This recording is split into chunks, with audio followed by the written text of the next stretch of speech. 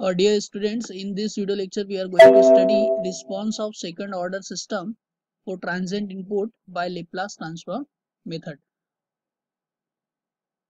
The response of a second order system has been given by the equation 1 here, ft is equal to m d2 by dt square of xt plus d by dt of xt plus kxt.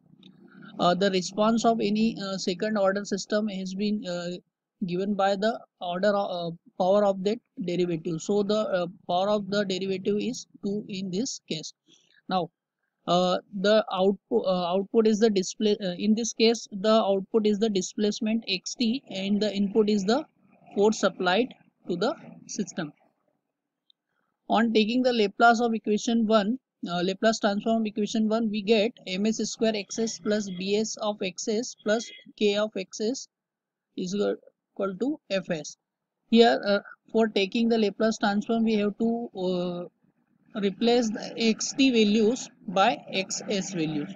The transfer function, which is the ratio of the output to the input. So the output response is xs and input response is the force fs supplied to the system.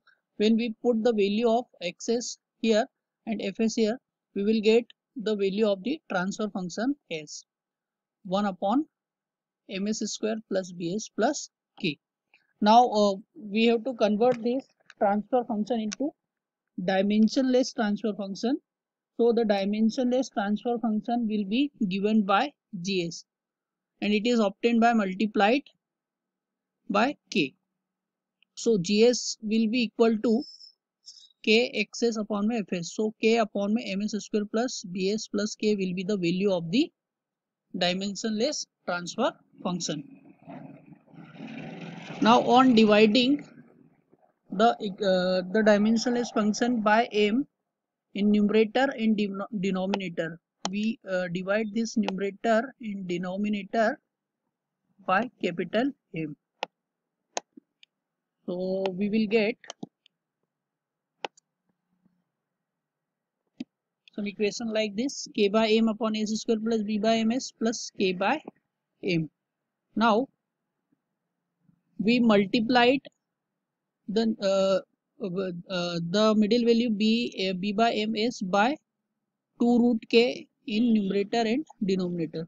So we multiplied this value by 2 root k and divide by 2 root k. We will get k by m upon s square plus 2b by 2 root km into root k by ms plus k by m.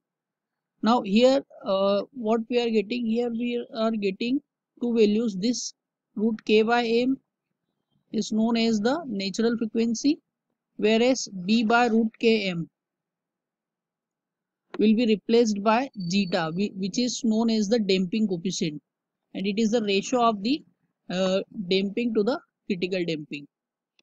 So we replace this b by root km by zeta and this root k by m by omega n, and so we will get in final equation like this.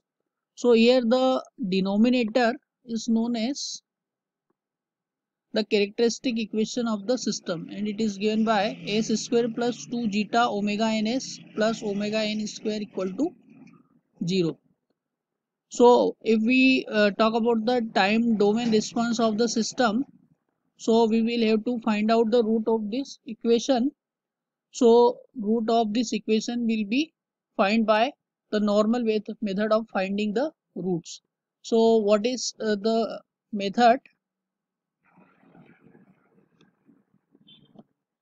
So we can find out the root s1 and s2 by applying minus b plus minus under root b square minus 4ac upon 2a, which is known as discriminant formula.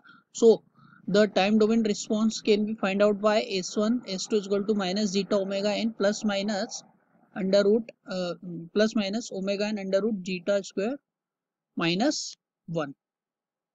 So the depending on the value of the zeta, there may be three different types of roots, and according to that different types of root there will be three different types of responses, and these are discussed as. So first type of response will be known as overdamped system. In case of overdamped system, the zeta value will be greater than 1, and when this zeta value is greater than 1, then in this case the roots of the characteristic equation will be real and unequal. The roots will be real and unequal, and the response of the overdamped system is very sluggish, so it will achieve the final value very slowly. And if the zeta value is equal to 1, when the zeta will be equal to 1, the system will be known as critically damped system, and the roots will be equal, and this value and the value of the roots will be equal to minus omega n. The response of this system will be rapid as compared to the previous one, so it will achieve the final value fastly. In third case, which is known as the underdamped system, the value of the zeta will be less than 1, and as the value inside the square root will be negative, so the roots will be complex.